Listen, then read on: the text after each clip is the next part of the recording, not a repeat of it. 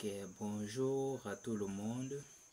Aujourd'hui, j'ai décidé de faire une vidéo pour vous montrer le dimensionnement des fondations en béton armé. Comment on dimensionne souvent, comment les ingénieurs en fait s'y prennent souvent pour dimensionner les semelles au chantier. Voilà un petit dessin que j'ai eu à faire. La partie hachurée représente la terre. Le rectangle ici en blanc représente la semelle et en noir là représente le poteau. Bon, maintenant on se pose parfois les questions, mais comment on parvient souvent à creuser les semelles au chantier et ainsi de suite, et pourquoi on fait ça? Bon, aujourd'hui, si tu tombes sur cette vidéo, c'est une possibilité pour toi, n'est-ce pas, de comprendre comment on dimensionne souvent la superficie des semelles au chantier. Et ici, notre objectif, c'est de vous montrer comment on détermine en fait la superficie de ces semelles au chantier. Bon, déjà, pour connaître la section d'une semelle au chantier, il y a deux choses qui nous conditionnent. La première est la nature du sol. Où est-ce que la semelle, n'est-ce pas, serait la semelle où on va implanter la semelle. Donc, ici, il est d'abord important, d'après les études de reconnaissance du sol, de connaître la capacité portante du sol où la semelle sera implantée. Et nous avons plusieurs types de sols, les sols sableux, gravuleux, argileux et ainsi de suite. Et à chaque type de sol, on l'attribue une valeur, c'est-à-dire sa contrainte admissible ou bien sa capacité portante. Et après ça, nous devons aussi connaître les charges qui seront appliquées sur la semelle. Après, la semelle, à son tour, n'est-ce pas, va répartir ses charges de façon équitable dans ce sol-ci là. Bon, maintenant, ici, il y a pour connaître les dimensions, pour aller directement dans le but du sujet, pour connaître les dimensions de cette semelle au chantier, nous avons une formule simple qui est gamma est égal à F sur S.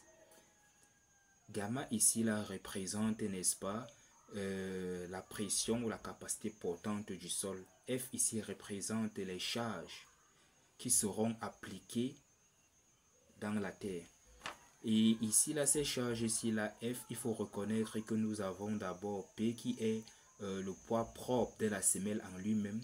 Peut-être ici petit f qui est maintenant les charges constantes, c'est-à-dire après la combinaison des charges ou la descente des charges par la machine ou bien par un ingénieur expérimenté.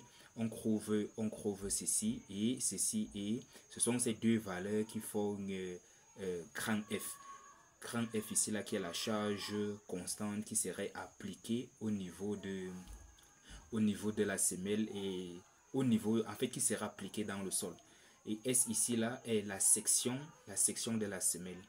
Et ici là, S est égal à F sur gamma. Voilà maintenant la formule, n'est-ce pas, au chantier qui nous permet de trouver la superficie de la semelle. Bon, maintenant nous allons faire c'est-à-dire une étude, un cas pratique. Prenons par exemple F est égal à 450 newtons. Prenons gamma est égal à 0,01 newton millimètre carré. C'est souvent en millimètre carré ou bien en pascal. Bon, maintenant on va avoir S qui serait 450 divisé par 0,1 qui va nous donner 45 000 millimètres carrés. Comme on veut toujours la superficie en mètres, on divise ça par 10 000, ça va nous faire 1,5 mètres carrés. Si on tape la racine carrée de ça, on va avoir un côté serait égal à 2,12 mètres. Donc si on veut avoir une semelle rectangulaire avec ces calculs, on va avoir ici 2,12. Bon, si par exemple vous voulez avoir une semelle, c'est-à-dire rectangulaire, vous connaissez la formule du rectangle qui est largeur fois longueur est égal à 4,5 mètres. Si on dit vous fixez, n'est-ce pas, une valeur, vous dites peut-être ma largeur serait de 1,5 par exemple. Si on dit 1,5, c'est-à-dire on va avoir la longueur qui serait égale à 4,5 divisé par 1,5. Et ici on est en mètres carrés, si on est en mètres, on simplifie, on va rester avec 3 mètres. C'est-à-dire vous avez une semelle, 1,5 c'est là, j'ai juste remplacé ça ici. Hein. Donc quand vous remplacez 1,5 mètres fois la longueur est égale à 4,5 mètres carrés, vous basculez juste ça en bas. Donc ici là vous aurez une semelle par exemple vous aurez une semelle de 1,5 et de croix. Donc c'est comme ça qu'on trouve les dimensions, c'est-à-dire les dimensions d'une semelle au chantier. C'est pourquoi vous allez voir dans certains chantiers, vous allez parfois voir il y a des semelles. Par exemple, faisons une fondation comme ça, il y a une semelle ici, il y a une semelle là, une semelle là, une semelle là. Parfois vous voyez dans certains chantiers, les semelles n'ont pas les mêmes profondeurs et n'ont pas aussi les mêmes distances, c'est-à-dire les mêmes superficies. Peut-être vous pouvez voir ici là, c'est une semelle 2 par 2 ou bien 2 par 3 ou bien 4 par 5. Ça signifie que lors de la descente des charges, chaque poteau ne reçoit pas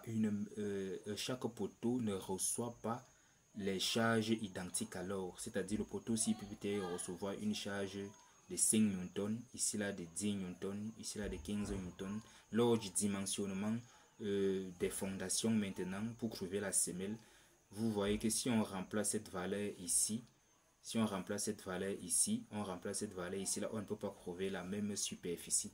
Donc c'est pourquoi au chantier vous allez voir les semelles qui sont avec des dimensions différentes. Donc c'était un peu ça.